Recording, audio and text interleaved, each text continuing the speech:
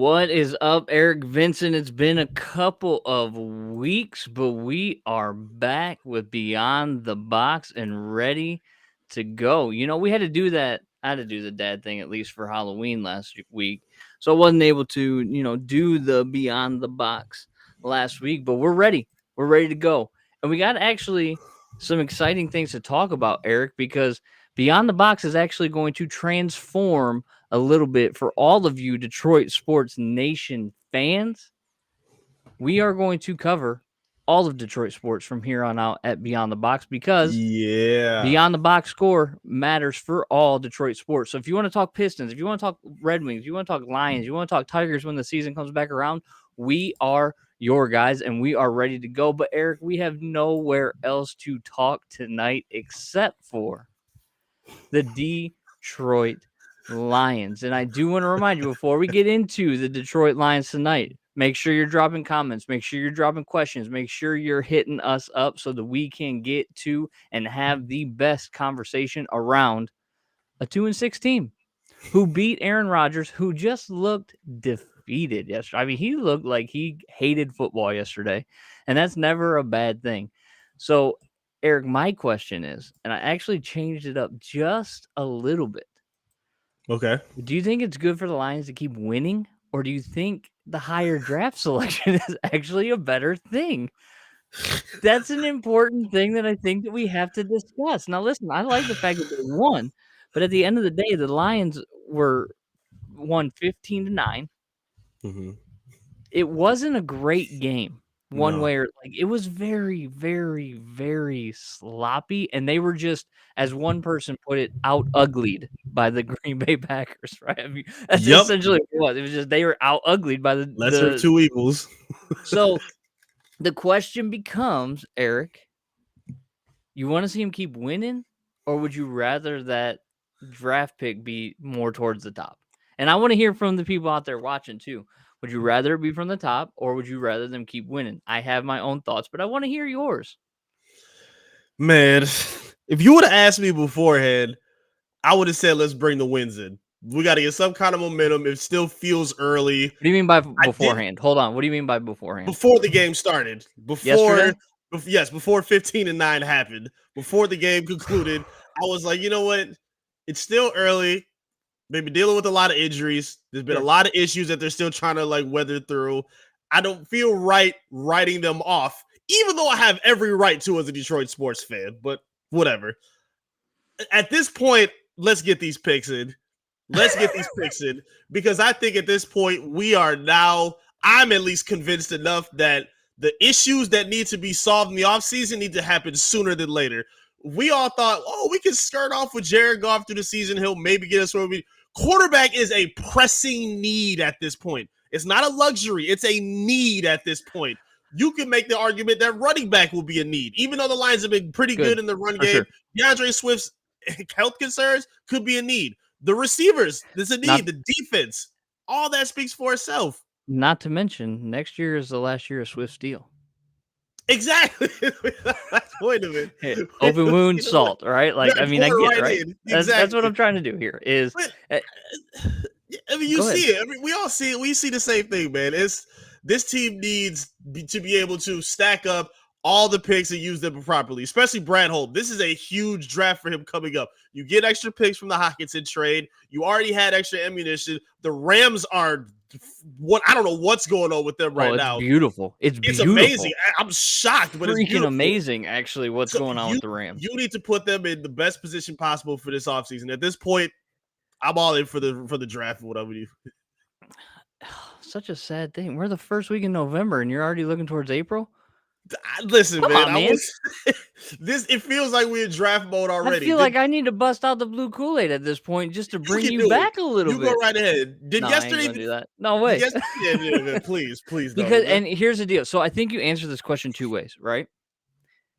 From the fans' perspective, you definitely want to see wins, but you also want to see long-term sustained wins, of course. And look, nobody knows what the Rams are going to do. We, kind of hope and pray that they just continue to slide down and maybe we get a top 10 pick from them. If we get a top 10 pick from them, winning a whole bunch doesn't really affect us that much. It just moves us, we might have 2 mid-round first-round picks, but I think winning matters, and especially, yesterday was ugly. Yesterday was horrid, actually. Awful. It was more horrid on the offensive side than it was on the defensive side, and we can get into that if you Yes. want. And you got a quarterback that threw for 137 yards, 2 touchdowns, even though they're only 1-yard tosses, and a horrible interception, which should have been 3 interceptions.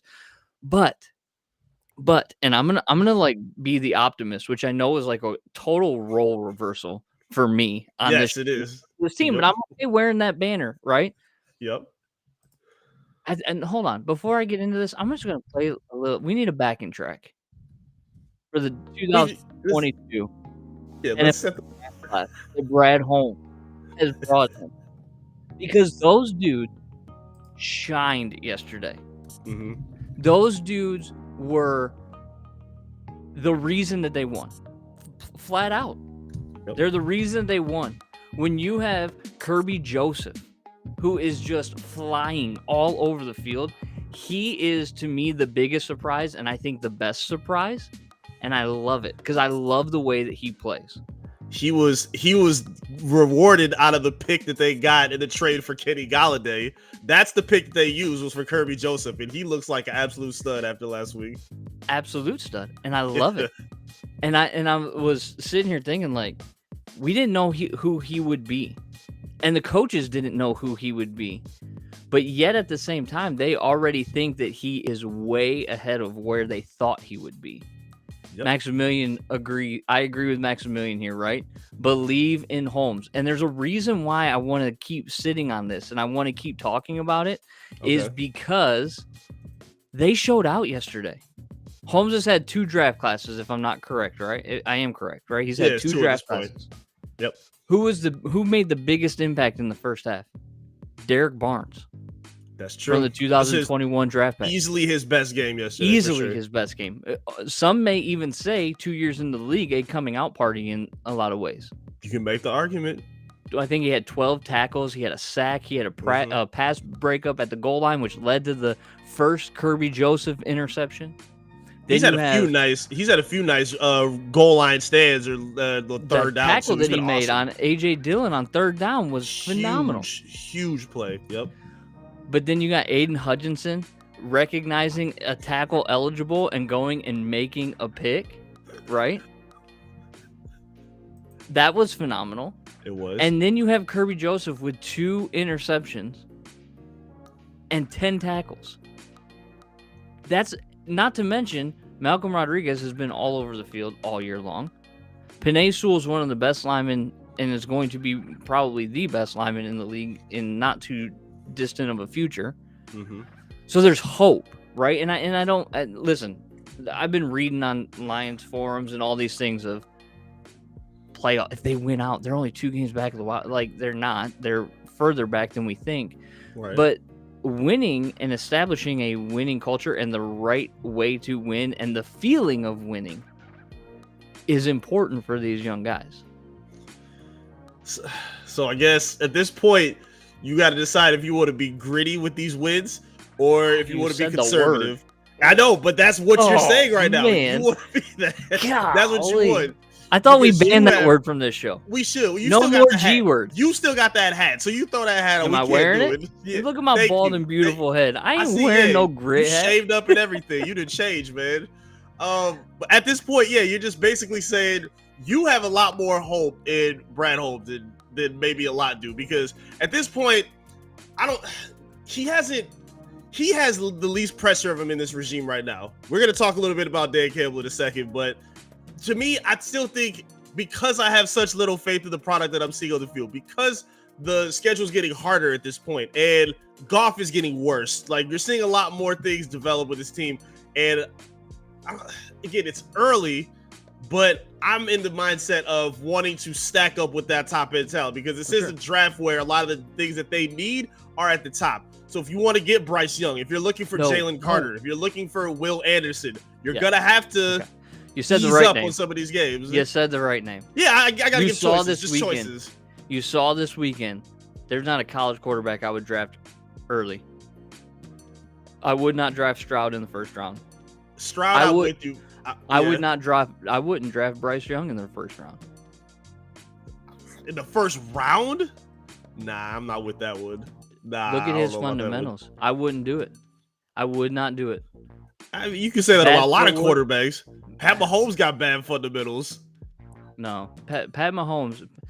To me, and another one of my buddies made this comparison, so I want to make sure that they get credit for this. But he's like a better version of Kyler Murray, and Kyler Murray is not a good NFL quarterback. So he's what, Tua basically? You would take Tua on the No, Lions? he is not Tua. I don't He's think he's not. Tua at They all. don't have. They both kind of improv a lot though. They do it in different ways, but I think Tua is pretty decent at improving. Like to me, Kyler Murray's very good at running and playing backyard football. Tua at least can command the offense, but he's still athletic and has quick enough feet where he can still move around and stretch a play. That's what I want to see, and I see that enough with Bryce Young. His fundamentals may not be great, but you need a quarterback that can improv at this point. I'm cool with Will Anderson. The I'm all answer's with right that. there. I'm cool It with has that. to be there. It has to be. It's what they should have done this draft, in my opinion. And I talked about a number of times is it should have been defense heavy. Look, worst case scenario, Hendon Hooker, you get in the third or fourth round. Right. Okay.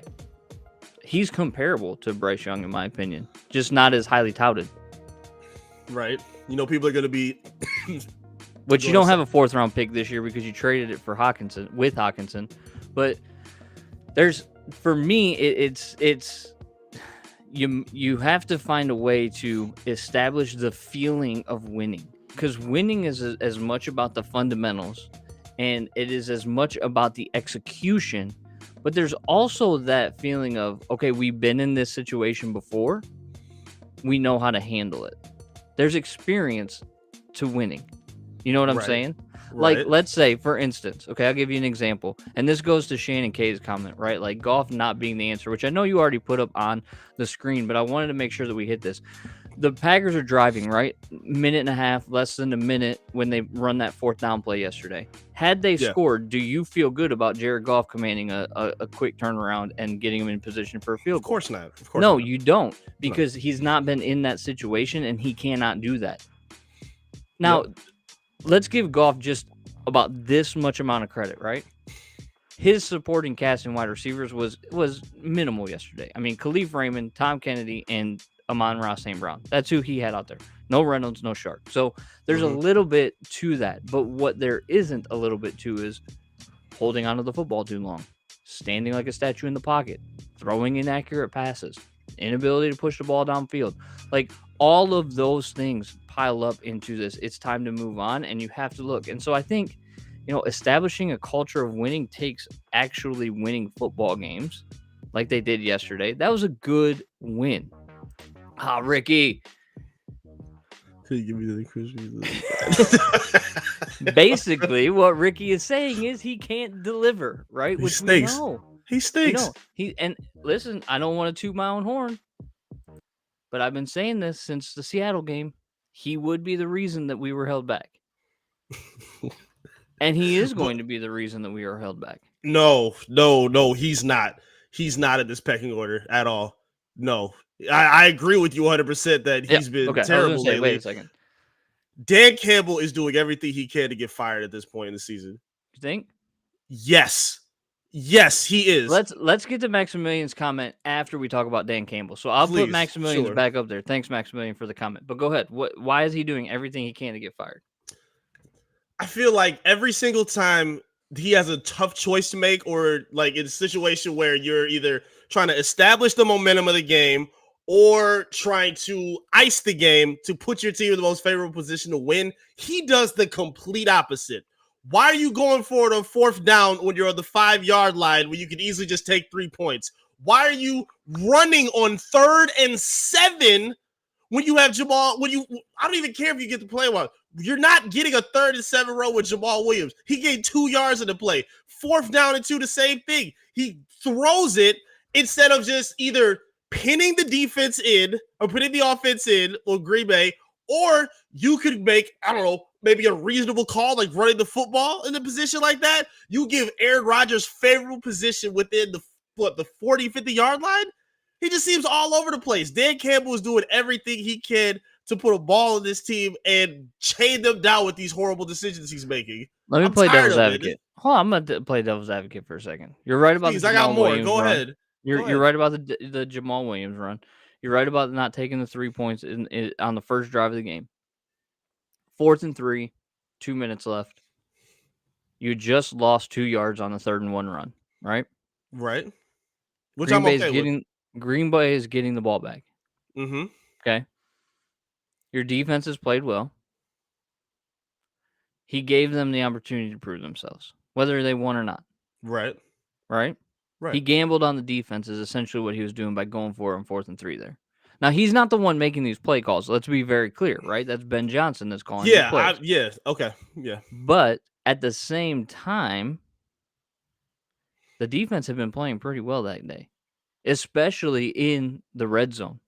And as another one of my friends pointed out, so I want to make sure he gets credit, the game would come down to red zone defense. What happened in between the 20s and the 20s didn't matter. What happened when they got below the 20 was what was going to matter, which is where, I mean, the defense Which was shocking. all day was bend but don't break. I mean, literally Yes. bend but don't break the whole. Yep. And they held true. So that gamble paid off. It's not going to always pay off for Dan Campbell, but I don't think he's out there intentionally trying to lose his job. Now, the issue will be is if next year they come into the season paying Jared Goff $30 million, and if you still are this bad, then you're looking at a very, very hot seat. Yeah. Because, to Maximilian's point here, who should the next Lions quarterback be, or who will be the next Lions quarterback? Do you have any thoughts on that? And I'm going to give you a backing track. Give a little music to think about it. Listen, I'm still all in on Bryce Young. I don't think, that his sense of mechanics or, I like his upside. I really like the talent that he's shown. I like his ability to improv, be athletic, has an arm, has the connection with Jameson Williams already, which is going to be the big, draw in terms of who he is. I think he has all what they need in terms of a young quarterback. He doesn't seem big. I think he's like 6 feet, but that doesn't scare me at all. He doesn't look big at all, but he has the arm strength and the athleticism to be a competent quarterback as of right now. He doesn't need to be Lamar Jackson mobile. If you can just stretch plays and improv with the receivers that you have, I think he'll be dangerous and effective enough to do that. So that's my pick for next season. I don't have an answer to this. Boo. As far as a name goes. Just as long but as I have an idea. I have a thought. Okay. If the Lions are going to move on from Jared Goff, which I think financially is the right move to make. Yep. If you're going to move on from Jared Goff, then you got to find a way, because if he's on your roster, he's costing you $30 million. Okay. Right. Which is a significant chunk of change for a bottom 5 quarterback in the league. Right. At the other side, at the flip of the coin, he's going to cost you $10 million in dead cap if you let him go. Right. So he's costing you $10 million regardless. Okay. My thought is, who's the next Geno Smith? Who is that guy that needs to prove himself, that maybe hasn't gotten a chance, but is going to cost you maybe 10? I don't even know what Geno's making. I probably should have looked it up, but maybe small, 10, maybe $12 million. Then you're still saving $8 million on the cap, right? Yep. There's got to be a way to find a backup type guy or a career backup type guy that maybe has some starting experience.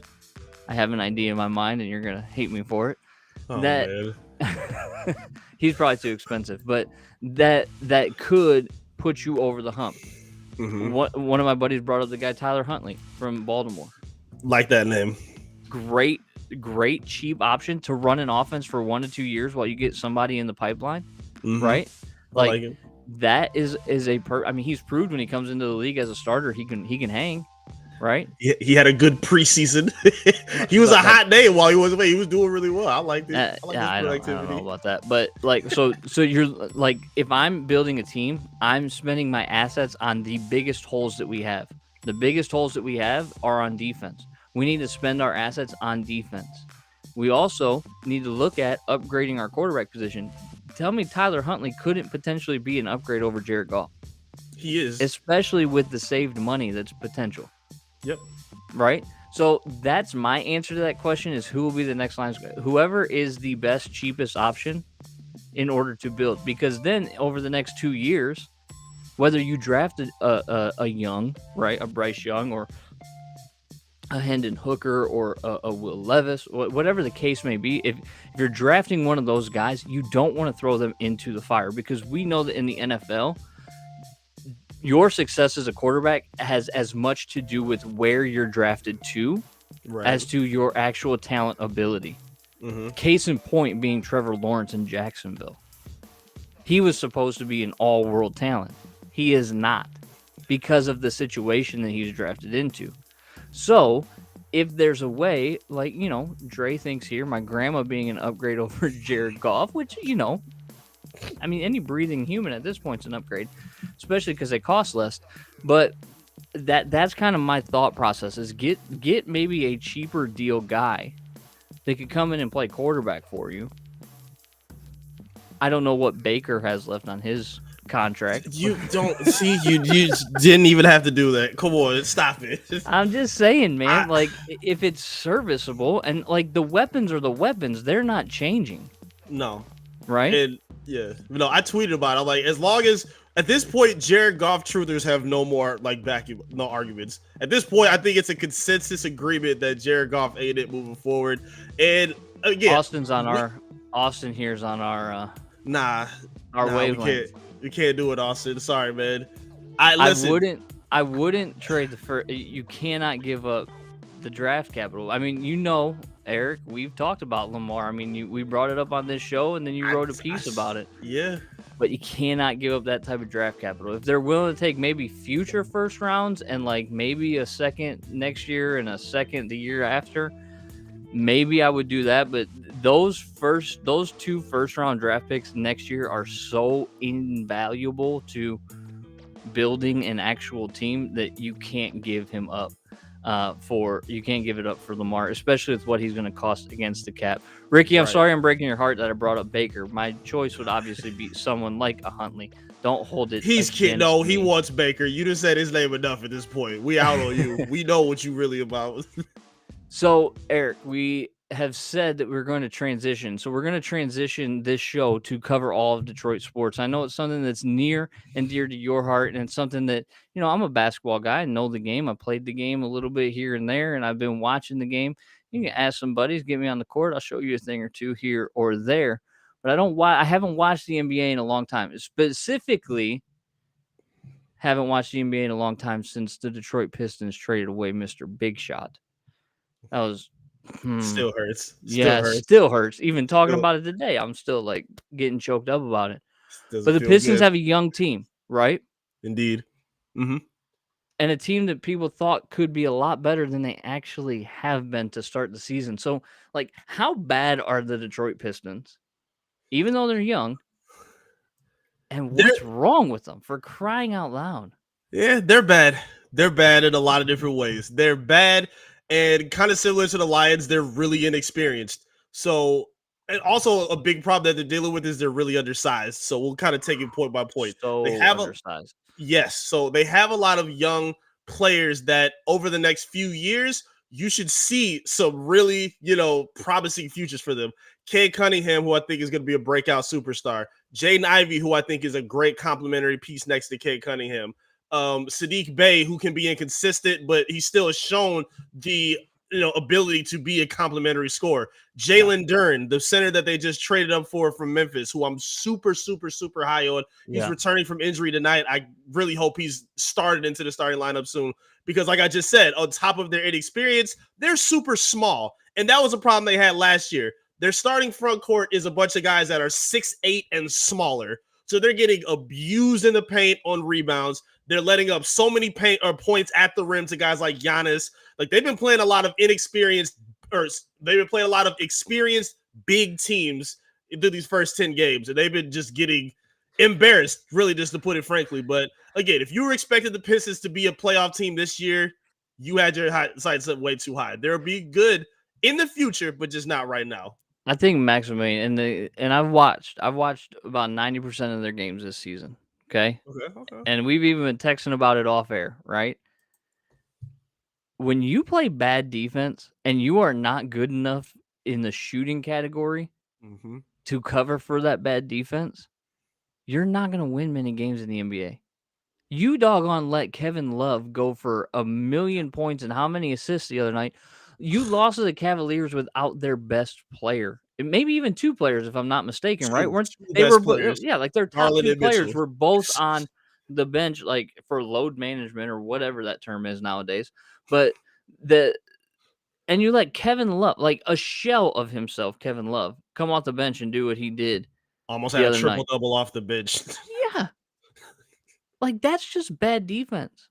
And I can't listen, I'm an old school basketball guy, right? Like I am not a huge fan of this like chuck and duck 3-point league that everything is becoming, right? Like, That's oh, it, we yeah. have a 3-on-1 fast break. Let's pull up from the top of the key, right? Or like you're Giannis stepping out for a 3-pointer when he should be driving the lane. But the amount of times that I have seen a rebound hit the ground is indefensible. Horrible. So is Dwayne Casey the problem? He's a part of the problem, for damn sure. He's a part of the problem because the Pistons play, again, they're not playing to their strengths because they don't have a lot of size right now due to injury. But outside of that, the defensive philosophy and offensive philosophy he has are terrible. If you see their offense, it's just, hey, Cade, ISO at the top, see if you can maybe kick it to Bojan for a 3. Hey, Jaden, try to see if you can get this, ISO off of this horrible screen from Beef Stew and maybe you can get a layup or a dunk or a kick out. It's not working. He has no offensive creativity that's been shown so far. And then defensively, I think it's been terrible because if you look at what they're doing defensively, they switch everything. That's another thing that you probably won't like about the NBA right now. They switch everything instead of sticking to their man and trying to not play against a mismatch. If you're already undersized and you're inexperienced, you're putting your guards in positions where they have to foul and defend against guys that are bigger than them. And that's been a problem all season. So, again, we've talked about possibly firing Dan Campbell and some other coaches. I'm not going to hop on that train yet, but Dwayne Casey's on a hot seat. He needs to start making some adjustments within the next 10 to 15 games because what's happening and working for them now is not it. It's been bad. Why? Here's what I don't understand. And maybe some of the fans in the comments can help me understand this. And maybe you can help me understand this too. I do not understand the love-hate relationship With who? with Cade Cunningham. You don't understand the what for Cade Cunningham? The love-hate relationship that fans in Detroit have with him. How there's so many people that are like, oh, we should have drafted this guy, or he's not that good, or what? Like, that dude's one of the best ball players I have seen in a long time. Wear the red, white, and blue of the Pistons. You ain't lying. Can we stop with the whole we should have drafted? Was it Jalen Green? Was that his name? Jalen Green, Evan Mobley, Scotty Barnes. Listen. I understand that Mobley has the size and the ability to create scoring and things like that, but Cade Cunningham is the best young player in the NBA right now. Listen, no one's a bigger fan of Cade Cunningham than me. On my Twitter bio, I'm Cade Cunningham's anger translator. He's a very mild dude. I'm the one who backs him whenever he's getting back. Yeah. He's a phenomenal all-around player. He has LeBron-like responsibility to the Pistons. And again, it's going to take some time, but I think you're going to see him at his best, his absolute all-star best by the end of the season because he's shown that flash already, and I think he has all the tools to be great. He's one of the ones for real. Here's my one criticism, which I'm sure that everybody has said, and this is nothing new. Of course. But I need an angry Cade. Yeah. I need a Cade that is not trying to delineate, not trying to make things happen for everybody else. I need him to be that dude. Yeah. Let's let Jaden Ivey, let's let the other guys create, and let's let Cade be that dude. Mm-hmm. You know what I'm saying? There have been a couple times I've been like, Cade, a little passive there, buddy. Yep. Let's not make sure everybody's getting involved because they are not you. Right. I know that's not team basketball, but guess what? The NBA is not team basketball. It is ISO and kick. Yes. So let's be that dude, Cade. Let's be that dude. especially considering how this roster looks right now. He doesn't have a lob threat. So, like last year when they got Marvin Bagley, you saw his passing on high display. He was able to throw lobs and get the big guys involved. He doesn't have that right now. Like Beef Stew is his biggest big, and he's basically Cade's height. So I'm with you. There was a point last season where I wanted to see Cade just shoot 100 times a game. At this point, he doesn't need to do that. But with how this team is constructed, he's going to have to be, like you said, more aggressive and realize I'm the man of this team and they're going to go as I go. So I think he's understanding that as the season goes on, and hopefully it wakes up, a turnaround with this team right now because they need it. All right, before we end this, bold prediction for the rest of the season for the Detroit Pistons. Bold prediction? Yep. Cade Cunningham will be an all-star. All right. He'll make the all-star team. He's already in that realm right now, averaging 21, 6 and 6 right now. And he's not playing his best. He still has another year to make. And I think that's the point right now. I don't feel confident about any of the other players at this point. So I'm going to just stick with Cade and say that he's going to be an all-star this year. I think it's going to happen. Ricky says playing tournament. And I'm going to not go that way. No. I'm going to say the actual opposite of that. They end up in the lottery again, and Dwayne Casey doesn't make it to the All-Star break. And that may not even be that bold. Yeah, hey, we put you on that. That might not be so hot, depending on how this keeps going. I'm just saying that's kind of how I see. When here's a comment from Shannon K. When Bags 3 is coming back, and when will Burke start with the Pistons? You go ahead and answer that. Yeah, Bagley has been practicing this week, and so has Burks. So it looks like they're on track to either come back this week or next week, hopefully before the West Coast trip. They got some tough teams to play, a lot of hard teams that are playing pretty good in the West Conference right now. So hopefully within the next couple weeks, because with Killian Hayes and the Corey Josephs on the bench that they have to deal with, they need all the help they can get on the bench offensively. So hopefully we get those two by next week. I love that I am just a hot topic. Ricky is not happy that I said lottery, and Maximilian is 100% on my side. So you weren't wrong. Yeah. That's right. You gotta take nothing back for that. You was right. Shannon K, you're correct. We do need the big men back because my good, like Nerlens Noel, like he's terrible. Yeah, he was up there shooting. He was up there shooting mid-range jumpers, but they were going in, which is the worst part. So because then he's going to do it more. Yeah, right? Which is that's the worst thing that can happen. Eric, before we get to Michigan football, I do want to remind everybody that wherever you're at on social media, make sure you're following Detroit Sports Nation. Facebook, Twitter, TikTok, Instagram. You can also follow Beyond the Box at Beyond the Box DSN on Twitter. Make sure you're there because all of our content will be dropping. There are some significant changes coming to our media team coming up that we will let you all know about shortly. But we do appreciate everybody that is stopping by. And Eric, I do want to transition back to the gridiron and talk a little Michigan football. Yes. Do you think Michigan football can run the table? This makes me so mad. This whole season was a troll. Coach King Solomon heard this. I'm willing to bet he listened to this show and used us as his bulletin board material because I'm okay with that as long as he pays me. We split that money. Yeah, I think they're going to, man. I can't believe what I'm seeing. Again, Corum looks like a dominant player. Edwards looks just as dominant. Like, again, the defense continues to take over games in super impressive fashion. They let up only 5 first downs on Saturday. Like, they have all the makings of a dominant team on both sides of the field. And I don't like Michigan. This is breaking my heart to have to say, man, but it is what it is. Michigan is the real deal. This is as objective as I can be. I'm glad you're being objective and not letting your hate for Jim Harbaugh ruin your actual objectivity, Eric. This is a big step for I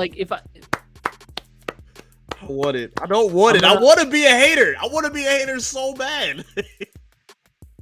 Here's the deal. I'm not even going to talk about their offense because their defense after halftime has given up, I think, 6 points since the Indiana game. Crazy. Okay? Yeah. 6 points since the Indiana game. This team is on a crash course for Columbus, Ohio. Yep. And I told you, I don't know if you remember this, Eric, but it was a few weeks before the Michigan State game when I told you that they could potentially have trouble with Rutgers. Do you remember that? I do remember that. Yep, I remember that conversation. I was arguably correct because I told you they would still win and they would figure things out, but it would kind of serve itself as a trap game of sorts. Right. Not to, pat myself on the back, but I'm good at doing that. So go ahead, man. Have your moment. Go ahead. Yeah, But at the end of the day, when you make adjustments the way that they make adjustments after halftime, this team's not going to be out of ball games. Mm-hmm. And when you have an explosive offense like Michigan has an explosive offense, they can run the ball down your throat when they need to. Yep. JJ has shown the ability to throw the ball, even though we go back to that whole winning experience we talked about with the Lions, right? Mm-hmm. I don't know how much I trust his hand being on the ball at the end of the game if we need a drive to win it yet, because I haven't had to see it. Nope. Right?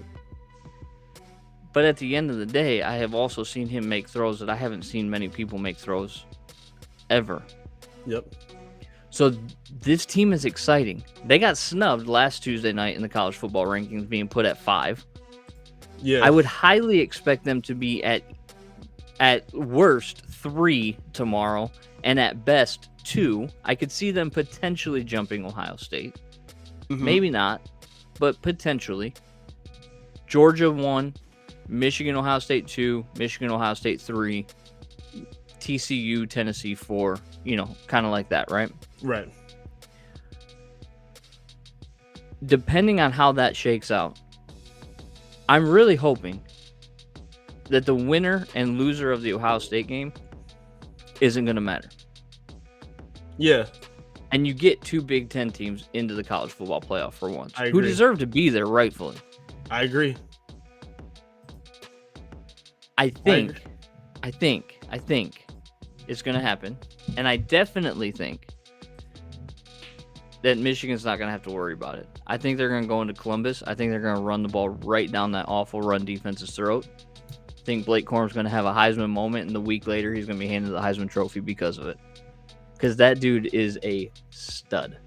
Do you think Edwards is going to take away from his case? Not at all. Not at all. Why not? Because Corum is a clear number 1 back. Edwards is in there as a compliment, and he's a, again, borrowing from some friends that I talk to all the time, he's a perfect Deebo Samuel compliment, right? Yeah, I'm with that. They say that he could start at wide receiver at any other program, and probably could start at wide receiver at Michigan. He's a better receiver than he is actually a running back. Okay. But he's a compliment. Now, what I would love to see, if I were them, is in this red zone where they have not really shown anything in the red zone, get both of them on the field in the backfield at the same time and run some triple option with Corum going up the middle and then McCarthy and Edwards on the outside. Ooh, yeah. That's dangerous. That would be nasty. That would be dangerous. Yeah. I'm calling the shot now. They win by at least a touchdown in Ohio. Mm-hmm. They're going to win the Big Ten. And I'm going to say that Corum's winning the Heisman. Wow, you going all out. I'm going all out. Woo. The caveat is he's obviously got to stay healthy, right? Right, of course. Like, he doesn't stay healthy, then he's not. But if he stays healthy, his Heisman moment's going to come in Columbus, and he's going to be handed the trophy in New York a day later. I mean, that's going to be the big stage. They always like to see, how they perform on the prime time. And as of right now, he's done that. He's been there, workhorse his whole season. And at this rate, Ohio State don't look like the same defense. I feel like Michigan's O-line has been dominant against everybody. They continue to not beat themselves by letting JJ get hurt, and they don't commit any penalties. If they are committing penalties, I don't see it from the O-line. Not many. Yeah, they got. God, I don't want to do this. They got all the makings of a team that should be in the playoffs and winning it at this point. They should be. Again, we talked about how they're the best team in college football. We might need to reconsider that at this point, Because we were all starts. You saying not yet. I don't know. Nah, I still think Georgia's the best team in college football. Okay. I still think Georgia's the clear number one until I'm proven otherwise. Ricky asked a good question. Who's a Michigan player that you believe could automatically help the Lions? Ooh. And then Maximilian follows it up and says, if Corum comes out, do the Lions draft him? Now, Maximilian, let me just be very clear. It's not an if, it's a when. Corum will not be back next year. No. And if he comes back next year, it'll be the surprise of all surprises. Like, he's going to the NFL next year. For sure. I don't think the Lions draft him, though, unless they can get him in, like, the second or third round. But who's a Lions player that could help, or who's a U of M player that could help the Lions right now? Anybody on that defensive line. Okay. Anybody on that defensive line, I think is an impact player. I mean, you see how I don't think there's one Aiden Hutchinson on that team.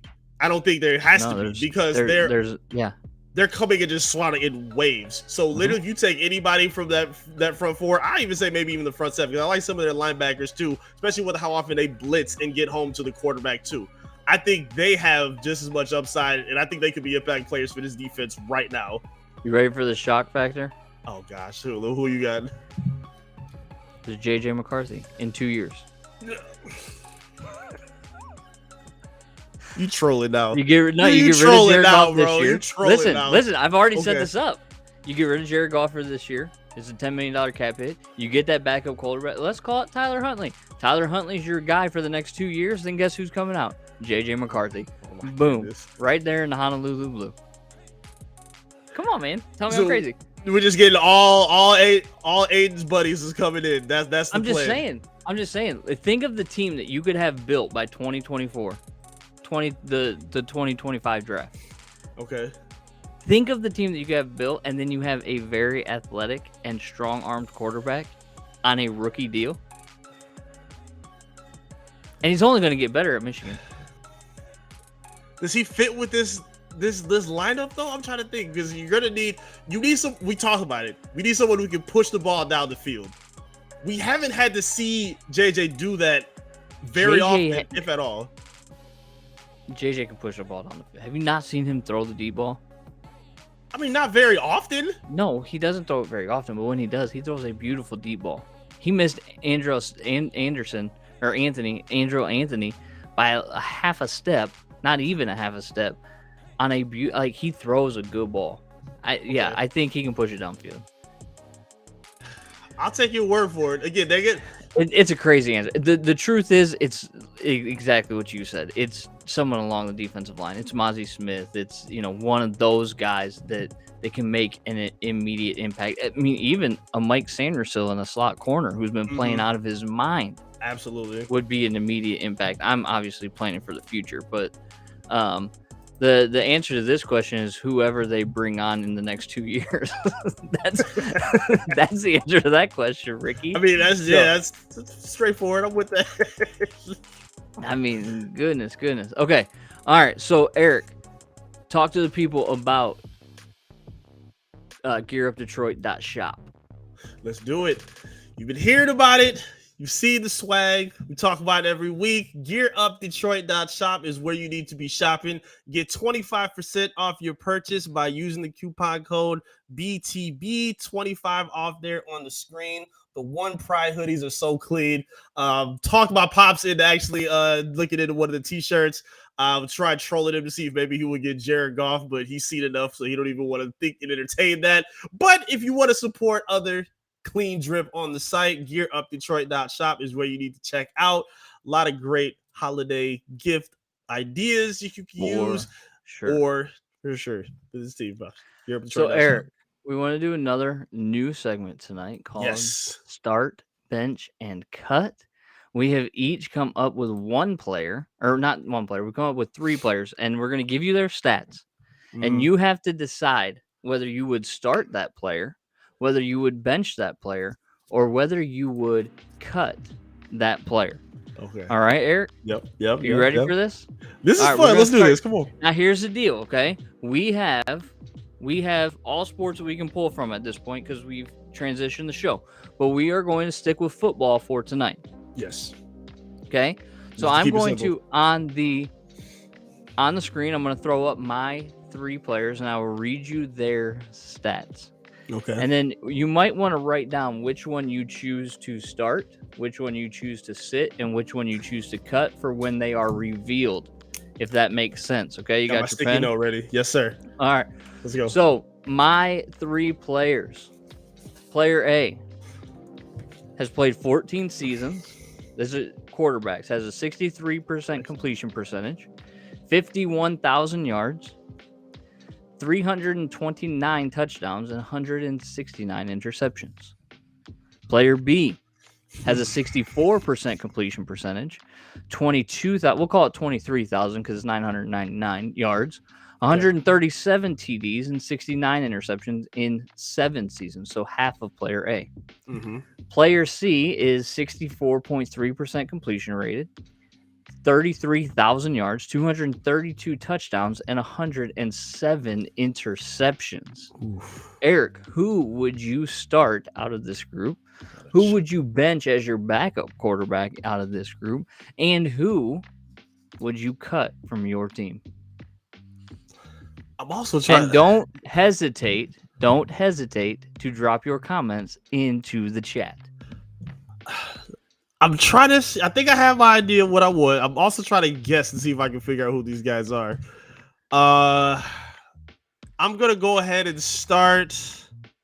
That's what Ricky says. Ricky says Ryu start C, bench A, and cut B. Okay. I think I want to. I'm gonna check. Okay, I'm gonna start player A. Okay. 15 seasons, 230. Yeah. Let's just do it. Okay. Yep. I'm gonna go ahead and start player A. Okay. I'm gonna go ahead and bench player C. And I think I gotta cut B. All right. So 7C, Austin here went opposite. Start B, cut or backup is A, and cut C, which is interesting. Okay. So I want you guys to all remember who you decided to start, who you decided to bench, and who you decided to cut. Because Eric, you decided to start A, and the person who you chose to start is Matthew Stafford. Whoa! Wow. Okay. Yes. All right. Okay. I feel confident about that. Feel confident in that? Yeah. I'm sure you do feel confident in that. The person that you chose to bench is Steve Young.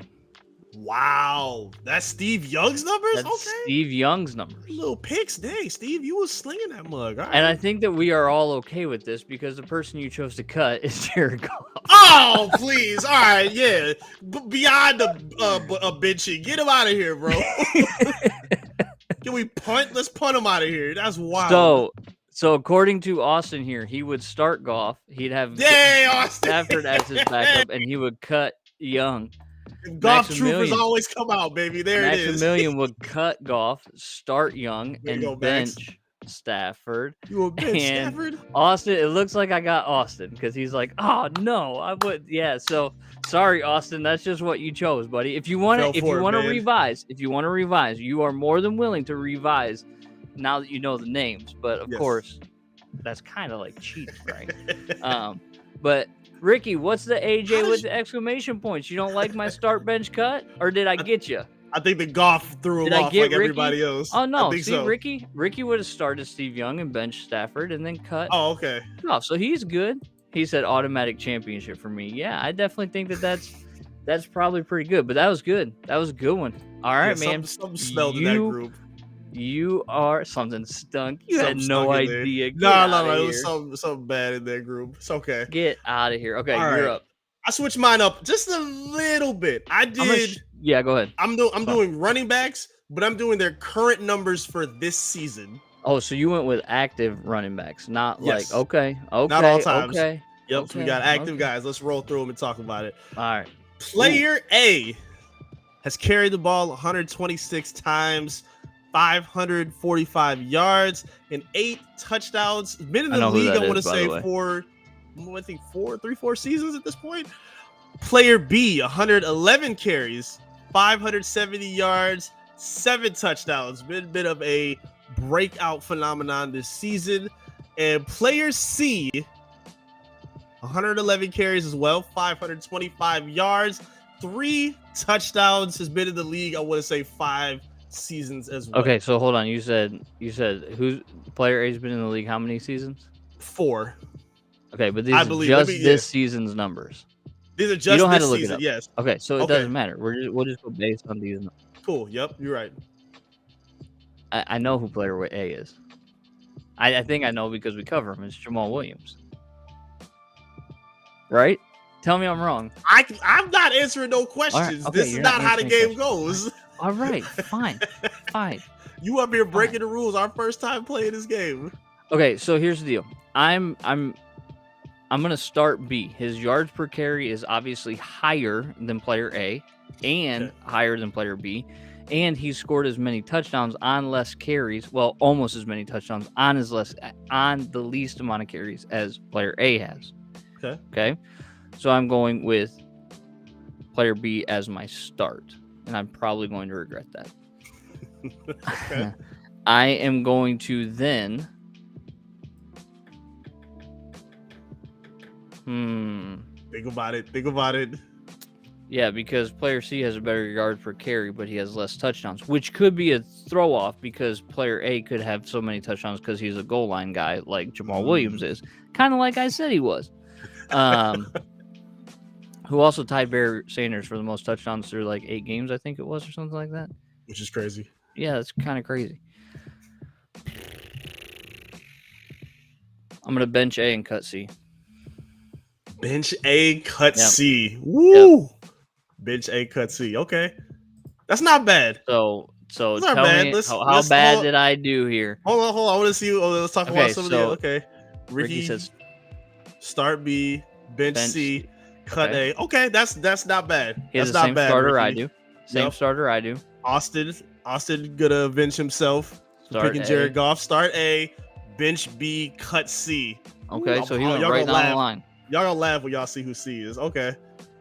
And Max gonna start B, cut C, and bench A. He did what I did. Not bad. Yep, those are he good did choices. Exactly right what I did. You ready to find out who we are? I am ready to find out because I know A is Jamal Williams. A is Jamal Williams. Yeah, that's on my bench. He's a good bench running back. Give me that RB2. Again, and he measured up with some of these names. So we got Jamal Williams, player A, player B, who I started. Kenneth Walker. Yeah, I kind of had a feeling that's who that was too. Baller. Breaking out played his behind off this season. I'm okay with that. And C, Christian McCaffrey. Only the 3 touchdowns. He has some outside, he has some of the receptions, but a lot of y'all wanted to cut C. I saw a lot of cut C's. So that's kind of interesting that you didn't include any receiving stats into. That would have been too much of a giveaway. Jamal Williams can't catch. So now look, at the end of the day, okay, all right. So, all right, you did it right. Like you got me to cut Christian McCaffrey. Congratulations. But the production, I mean, at the end of the day, he spent 3 weeks in San Francisco and the rest of the season in Carolina with a putrid offense. So what are you gonna do? I mean, horrible. That's crazy. Yep. Oh, Ricky loves this game. Well, Ricky, we will be back with more start bench cut next week. Indeed. I guarantee you that because this is pretty fun to do. Were you surprised when you looked at the numbers? Yeah, I didn't realize how great Kenneth Walker was doing. Like he's been and he only took over the starting role for like the last few weeks. Yep. And I'm upset because I drafted him in my fantasy league with my friends, and I cut him because I had an injury and I couldn't have enough space to keep him on when he wasn't playing at the moment, and he has broke out. And I always have upset. You didn't have a wide receiver you could have cut. No. A backup tight end, backup quarterback. I had Jerry Jeudy, Mike Evans, and who's the other one that was a breakout receiver that's playing his behind off. I can't think of who it is right now, but I'm kicking myself over that one. Yes. Bad. Oh, Cooper Kupp, not a breakout. Speaking of fantasy football, Eric, how's this week going for you? All right, well, thank you guys so much for tuning in to Beyond the Box. Without Nick Chubb, by the way. Nick Chubb, by the way, who's on a bye this week. This has been a very forgetful week. You do have Lamar going tonight, but I don't think he's going to get you 40 points. He could. Hey, he's been putting up video game numbers with very little help around him. But you know who did put up video game numbers yesterday? Justin Fields, who was my QB1. That was a great pickup for me. I picked him up in my other league too. That was a great pickup for me. Just a fantastic pickup. Just pulling 60-yard touchdown runs out of his behind. Did you see the replay of that though? Garbage. Yeah. Did you see where he like faked the throw and then was gone? Like that. Looked like he was gonna sidearm it and then he takes off up the left side. That was super impressive. That was super impressive. Ricky, I feel your pain, man. Like, I get it. Well, actually, I don't in our league. Eric more feels your pain in our league than I do. Because you can't handle the smoke, man. Get out of the kitchen. It's rigged. We have an investigation going on. I can't talk about it with my lawyers at the moment. So, Hey, I offered you. You get a letter in the mail. I offered you Nick Chubb last week. Tell me. Don't say I tried to pull one over on you because I did not. I appreciated it. I offered you Nick Chubb. I didn't want to take Justin Fields. I looked around. I'm like, I didn't offer you Justin Fields. Yes, you did. You offered me him for one of my quarterbacks. I offered you Nick Chubb, another running back, I think, and another wide receiver for Lamar Jackson. And then another running back. You tried to get two of my players off of one of the I'm trying to think who else it was. It was someone else that I did not like in that mix. I'm 90% sure you tried to throw Justin Fields in there. I would not have thrown Justin Fields. I don't want to give up Justin Fields. You wanted Lamar. Yes, to pair with Justin Fields in a super flex league. Well, and this is why Maximilian hits it on the head. He's got the Lions this week, man. Oh, you know what we didn't do and we got to do quick. We're here at the end of the show, and we haven't done our picks. What are we doing? Let's go. Come on. Where's our producer trying to tell us that there's things that we still have to get done? Holy cow. Thank you, Maximilian. You should just be our producer because we have picks to make. Eric, I updated the spreadsheet. Your resume. Last week, we both went 4-1. Mm-hmm. Well, no, it was week 8 because we didn't pick for week 9 because we were off last week. Me and Matt. But week 8, we went 4-1, so you have a 1-game lead on me. And Ricky, slow down. There's no collusion. This is literally live broadcasted, so there couldn't be any type of collusion. There's a lot of strings being pulled behind that guitar over there. Trust me. The guitar that's literally just for show because I cannot play. What? He literally just lied on the stand. I don't have anything else to say. I didn't lie at all. I literally just told you the truth. I got that guitar during COVID, and I was like, that would be a good pandemic thing to try and do. Nope. Got way too busy during COVID. Have not picked it up since. It just hangs on the wall. What a fraud you Don't are. judge me. There's no lie. It's just decorative. Clearly so. I see a little bit of the dust. That's all. Let's get to the picks. Let's get to these picks, man. I'll tell you what's not decorative is that vinyl right there, though, because I love some vinyl. There you go. But anyway. You seem like a vinyl guy. That's cool. I am a vinyl guy. Let's get to the NFL picks, Eric, and then we will send it off. You have a 1-game lead. You have 26 wins on the season to go against 15 losses because you picked a 6-game week with Ryan. You're a weirdo. And then I have 25 wins against 16 losses. So here we go. Matchup number 1. The Seattle Geno Smiths going to Tampa Bay to play the Buccaneers. Who do you have in that game? Let's ride, Geno. I'm not picking Tom Brady. Come on. Straight up. Tom Brady throwing 60 times a game. His arm is going to fall off at a certain point. Let's go. Geno Smith and the Seahawks. Yeah, okay. Given the fact that it's at Tampa Bay and they just had that huge comeback win against the Rams, and the Seahawks defense is still really bad that they gave up so many points to Jared Goff, I'm going to go with Tampa Bay. And there's my win back. Minnesota at Buffalo. Minnesota at Buffalo. Minnesota been pulling a lot of close games. Buffalo just lost to the Jets. They're going to be mad motivated. I'll take Buffalo in double-digit game, double-digit score game. Ooh. That's your lock of the week. I don't Kidding. like We don't do Minnesota. that. We don't do that No. here. We don't do that No? here. All right, No, fine, no you're right, betting. right. Just No the betting. win. No, No betting. no. We don't Yep, bet. just the win. Nope. Apparently, Ricky is as surprised as you that I have a decorative guitar. Anyway, Learning a lot about you.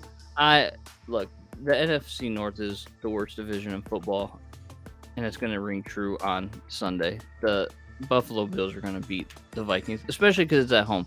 All right, Los Angeles Chargers going to San Francisco to take on Jimmy G and his 49ers. Chargers receivers cannot stay on the field. Yeah, I know. San Francisco picking up. San Francisco. Don't talk to me. Sorry. Yeah, that's who you. We'll talk about that after. I know. Niners. He's still out though, so it was like I was taking a risk because he's still hurt. And he's never on the field. You should have done it. I should have done it. I'm tired of Keenan Allen. You should have. All you would have lost is Lamar questionable. Jackson. You would have gotten Nick Chubb back, but whatever. It's off the table now. You're not taking my MVP. I'm gonna take San Francisco. You got nothing to play for, so it doesn't matter. All right, Arizona at the Los Angeles Rams. I'm so tired of both of these teams. I know. I'll take the Rams. I'll take the Rams in a close one. It's gonna be ugly. I feel like it just might be as ugly as what Green Bay and what the Lions were this week. So yeah, I'm gonna take Arizona for the sole fact that I don't want to pick all home teams this week, but also for the fact that I want the Rams to lose, and that's what I will actually be rooting for. So even though I don't like Kyler Murray, and I think that he's one of the most overrated quarterbacks in the league, I'm going to go with Arizona. Mm-hmm. All right, final game of the week. Detroit at Chicago. At Chicago. Oh, goodness gracious. I can't pick Chicago. I don't care. Lions, let's go. I'm tired of the Lions, but I hate Chicago. I don't like picking any of the division teams at all. I'm gonna go with the Lions in an upset. Well, this is a week that I definitely am gonna flip the script because go ahead. I don't think the Lions have a chance on Sunday. You might be right. I don't think they have a chance, especially with how good Justin Fields is playing, and I have them in 2 fantasy leagues, and you know that is my go-to when it comes to picking teams. Why did I see it coming? Oh my goodness, bro! I'm gonna take the Chicago Bears in this one. And I'm doubling down then. I feel good about taking the Lions now for your ulterior motives. We will see who is correct next week on Beyond the Box. We got some other things here. Austin's predicting 31-17 Detroit Lions. That's if your boy, Austin, your starting quarterback, Jared Goff, can get them 31 points. I'm just messing, man. I love the fact that you picked him. Hopefully 28 of those points are from defensive touchdowns, though, because I don't think the Lions are putting up that many points with how hurt they are.